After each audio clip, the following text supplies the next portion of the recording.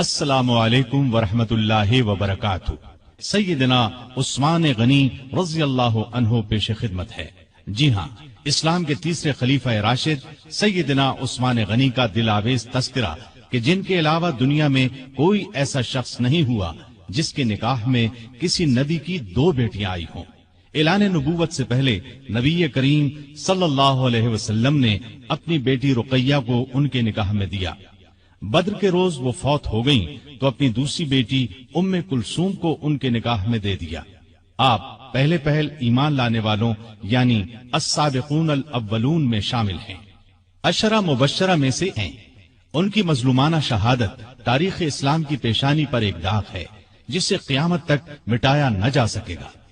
نبی کریم صلی اللہ علیہ وسلم نے ارشاد فرمایا، الہی میں عثمان سے راضی ہوں، تو بھی اس سے راضی ہو جا۔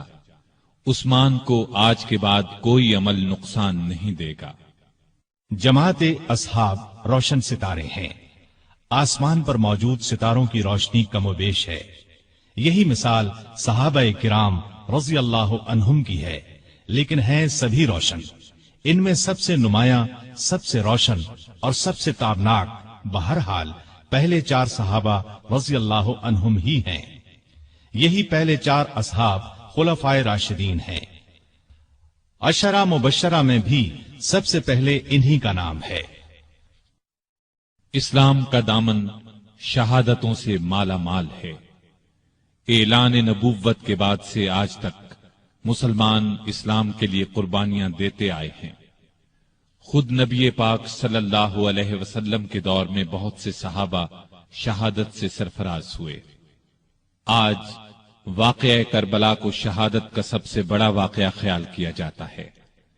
ایسا خیال کرنے والے سیدنا عثمان غنی رضی اللہ عنہ کی شہادت کے واقعے کو نظر انداز کر دیتے ہیں۔ سیدنا عثمان غنی رضی اللہ عنہ کی شہادت حد درجے مظلومانہ شہادت ہے۔ 40 دن تک فسادیوں نے ان کے گھر کو گھیرے رکھا۔ یہ سانحہ اس شخص کے ساتھ پیش آیا جسے نبی صلی اللہ علیہ وسلم نے دنیا میں جنتی ہونے کی بشارت سے نوازا۔ یکے بعد دیگرے اپنی 2 بیٹیاں ان کے نکاح میں دیں۔ اس کے علاوہ بھی جن کے فضائل بے شمار ہیں، وہ مسلمانوں کے تیسرے خلیفہ راشد تھے۔ اسلام کے لیے ان کی قربانیوں کی ایک طویل فہرست ہے، لیکن افسوس جب ہم تاریخ کے اوراق الٹتے ہیں تو ان کے صفحات پر اس جیسی ہستی کا بھی خون پھیلا نظر آتا ہے۔ سیدنا عثمان غنی رضی اللہ عنہ ہجری سال شروع ہونے سے 47 سال پہلے 576 عیسوی میں شہر مکہ میں پیدا ہوئے۔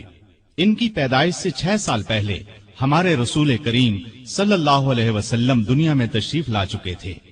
ماں باپ نے نام عثمان رکھا، اسی نام سے مشہور ہوئے۔ ابو عبداللہ اور ابو عمرو کنیتیں تھیں، لیکن کنیتیں مشہور نہیں ہوئی۔ مشہور لقب ذوالنورین ہے، اس کا مطلب ہے 2 نوروں والا۔ چونکہ نبی کریم صلی اللہ علیہ وسلم کی 2 صاحبزادیوں سے آپ کی شادی ہوئی، لہذا آپ کو یہ لقب ملا۔ دوسرا لقب غنی ہے، بہت مالدار تھے، لیکن اپنا مال دین کی خدمت اور نیکی کے کاموں میں بے تحاشا خرچ کرتے رہتے تھے، اسی لیے غنی مشہور ہوئے۔ 5ویں پشت میں ان کا سلسلہ نسب رسول کریم صلی اللہ علیہ وسلم سے جا ملتا ہے۔ آپ کا تعلق قریش سے تھا اور قریش کے قبائل میں آپ بنو امیہ سے تھے۔ آپ کے پردادا کا نام امیہ تھا۔ نبی کریم صلی اللہ علیہ وسلم کے پردادا کا نام ہاشم تھا۔ امیہ ہاشم کے بھتیجے اور اپنے خاندان کے رئیس تھے، اس لیے یہ خاندان بنو امیہ کے نام سے مشہور ہوا۔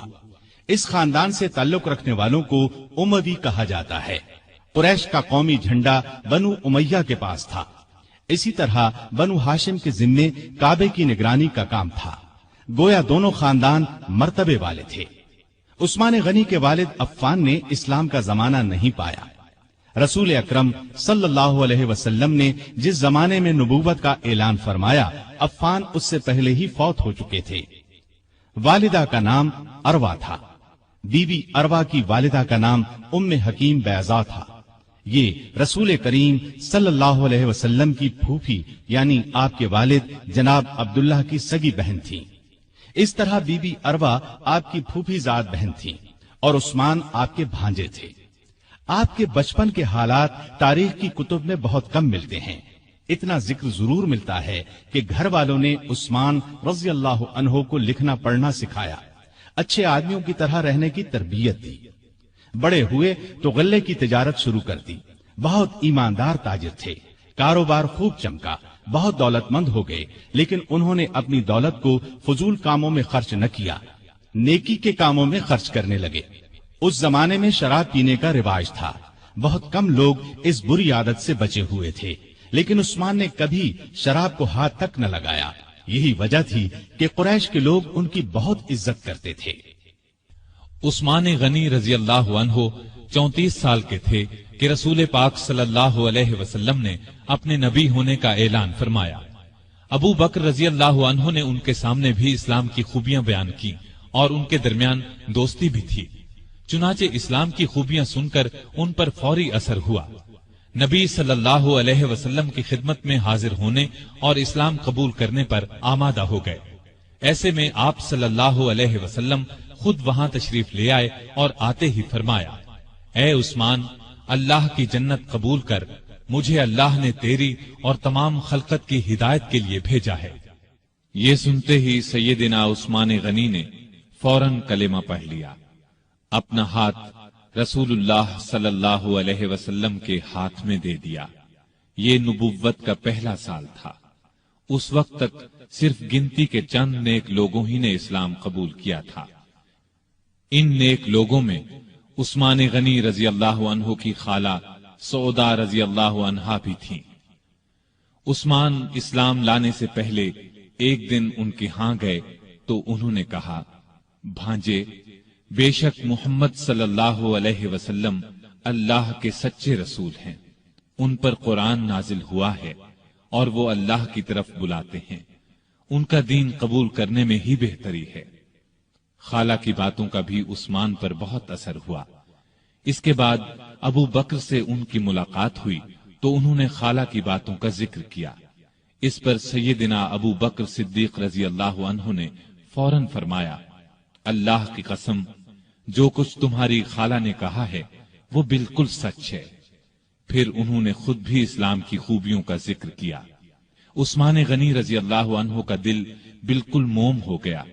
پھر جو ہی نبی صلی اللہ علیہ وسلم وہاں تشریف لائے، عثمان غنی رضی اللہ عنہ نے کلمہ پڑھ لیا۔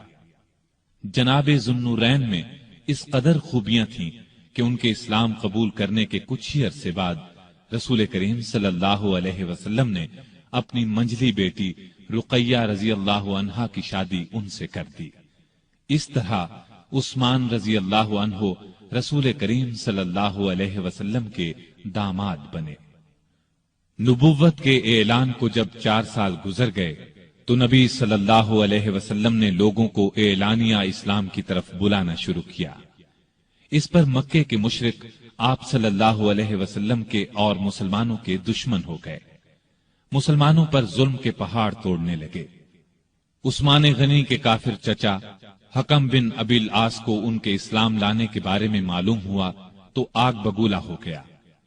عثمان غنی کو رسیوں سے جکڑ کر مارنے پیٹنے لگا اور ان سے کہتا کہ یہ نیا مذہب چھوڑ دو۔ سیدنا عثمان غنی رضی اللہ عنہ یہ مار پیٹ صبر اور حوصلے سے برداشت کرتے رہے، جواب میں یہی فرماتے، جو چاہو کر لو، اسلام کو تو اب نہیں چھوڑوں گا۔ آخر حکم تھک گیا، انہیں ان کے حال پر چھوڑ دیا۔ دوسرے کافر بھی آپ کو ستاتے رہے۔ جب کافروں کا ظلم حد سے بڑھا تو نبوت کے 5ویں سال نبی صلی اللہ علیہ وسلم نے مسلمانوں سے فرمایا، تم لوگ یہاں سے نکل کر حبشہ چلے جاؤ، وہاں کا بادشاہ اچھا آدمی ہے، کسی پر ظلم نہیں ہونے دیتا، جب تک اللہ تعالی تمہاری اس مصیبت کو دور نہیں کر دیتا اس وقت تک تم لوگ وہیں ٹھہرو۔ چنانچہ صحابہ کرام رضوان اللہ تعالی علیہم اجمعین کے پہلے گروہ نے حبشہ کی جانب ہجرت کی۔ اس گروہ میں 12 مرد اور 4 عورتیں تھیں۔ سیدنا عثمان غنی رضی اللہ عنہ ان کے امیر تھے اور ان کے ہمراہ ان کی زوجہ محترمہ رسول اللہ صلی اللہ علیہ وسلم کی صاحبزادی رقیہ رضی اللہ عنہا بھی تھیں۔ حبشہ عرب کے جنوب مغرب کی طرف سمندر پار افریقہ کے بر اعظم میں واقع ہے۔ سمندر کا نام بحیرہ قلزم ہے۔ آج کل یہ ملک ایتھوپیا کہلاتا ہے۔ اس زمانے میں حبشہ کے بادشاہ کو نجاشی کہا جاتا تھا۔ اس وقت جو بادشاہ حبشہ پر حکومت کرتا تھا وہ مذہب کے اعتبار سے عیسائی تھا، لیکن بہت نیک دل تھا اور انصاف پسند تھا۔ دوسرے مذہب کے لوگوں پر خود ظلم کرتا، نہ کسی اور کو ان پر ظلم کرنے دیتا تھا۔ سیدنا عثمان غنی رضی اللہ عنہ کی ہجرت کے بارے میں نبی صلی اللہ علیہ وسلم نے یہ الفاظ ارشاد فرمائے: ابراہیم اور لوط علیہ السلام کے بعد عثمان غنی رضی اللہ عنہ پہلے شخص ہیں جنہوں نے اپنے گھر والوں کے ساتھ ہجرت کی۔ ہجرت کے معانی ہیں جدائی یا اپنا وطن اور گھر بار چھوڑ کر کسی دوسرے ملک یا شہر میں جا بسنا۔ اسلام میں ہجرت کا مطلب ہے اپنا وطن اور گھر بار چھوڑ کر کسی دوسرے ملک یا شہر میں اس لیے جانا کہ اپنے دین کو بچایا جا سکے اور کسی ڈر یا رکاوٹ کے بغیر اللہ کی بندگی کی جا سکے۔ دین کی خاطر اپنا پیارا وطن اور گھر بار چھوڑنا بہت بڑی قربانی ہے، اس کا بہت زیادہ ثواب ہے۔ ان مسلمانوں کو ابھی حبشہ گئے 3 ماہ ہی گزرے تھے کہ ان تک یہ خبر پہنچی کہ مکے کے سبھی کافر مسلمان ہو گئے ہیں۔ یہ خبر سن کر انہیں بہت خوشی ہوئی۔ سب مکے کی طرف واپس پلٹے۔ عثمان غنی اور ان کی زوجہ محترمہ رقیہ بھی ساتھ تھیں۔ مکے کے پاس پہنچنے پر انہیں معلوم ہوا کہ وہ خبر غلط تھی۔ اب انہوں نے واپس حبشہ جانا مناسب نہ سمجھا۔ مکے کے سرداروں میں سے کسی نہ کسی کی پناہ حاصل کر کے مکے میں داخل ہو گئے۔ مکے میں وہی حال تھا۔ مسلمانوں پر خوب ظلم و ستم کے پہاڑ توڑے جا رہے تھے۔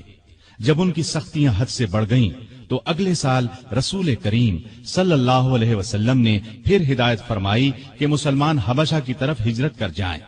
اس مرتبہ 102 مسلمان مرد اور عورتیں حبشہ کی طرف روانہ ہوئے۔ ان میں سیدنا عثمان غنی اور سیدہ رقیہ بھی تھے۔ یہ ان کی حبشہ کی طرف دوسری ہجرت تھی۔ حبشہ پہنچ کر یہ لوگ امن اور چین کی زندگی بسر کرنے لگے۔ قریش نے اپنے آدمی حبشہ بھیج کر کوشش کی کہ نجاشی ان لوگوں کو ان کے حوالے کر دے، لیکن اس نے ایسا کرنے سے انکار کر دیا۔ اس طرح یہ لوگ کئی سال وہاں رہے۔ نبی کریم صلی اللہ علیہ وسلم کے مدینے کی طرف ہجرت کرنے سے کچھ عرصہ قبل یہ پھر مکے پہنچے۔ نبوت کے 13ویں سال رسول پاک صلی اللہ علیہ وسلم نے مسلمانوں کو ہدایت کی کہ وہ ہجرت کر کے یثرب چلے جائیں۔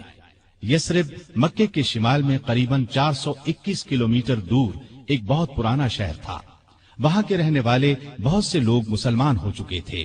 انہوں نے نبی کریم صلی اللہ علیہ وسلم کو یثرب آنے کی دعوت دی اور یہ عزم ظاہر کیا کہ وہ مرتے دم تک آپ کی حفاظت اور مدد کریں گے۔ ان نیک لوگوں کو اسی لیے انصار یعنی مددگار کہا جاتا ہے۔ آپ نے ان کی دعوت قبول فرمائی، لیکن خود یثرب کی طرف روانہ ہونے سے پہلے آپ نے اپنے پیارے ساتھیوں کو مدینے کی طرف ہجرت کرنے کی دعوت دی۔ اس طرح آپ کی اجازت سے مسلمانوں نے ہجرت شروع کی اور سوائے چند ایک مسلمانوں کے سب مدینے پہنچ گئے۔ عثمان اور رقیہ نے بھی اس زمانے میں مدینے کی طرف ہجرت کی۔ اس تیسری ہجرت میں ان کے ساتھ ان کے بیٹے عبداللہ بھی